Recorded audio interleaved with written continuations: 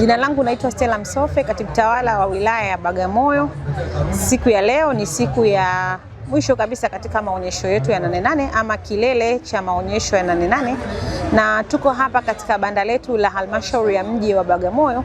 Kama ambavyo tunaona, halmashauri ya mji wa Bagamoyo imeendelea kutekeleza kauli mbiu ya mwaka huu ambayo inasema Tambua Soko, Ongeza Tija, kutekeleza dira ya 2050.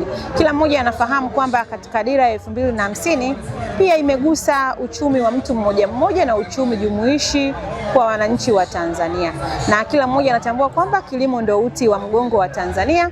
Hivyo basi ni tija kwa wananchi wote wa halmashauri ya mji wa Bagamoyo pamoja na wananchi wengine kuweza kujitokeza ili kuweza kuona fursa mbalimbali ambazo zipo katika mabanda yetu ya halmashauri ya Bagamoyo, lakini vivyo hivyo kuweza kuangalia masoko na namna ambavyo yanaweza kuongeza tija katika jamii yetu. Asanteni sana, karibuni katika maonyesho ya Nane Nane kwa mwaka 2026 halmashauri ya mji wa Bagamoyo. Karibuni sana.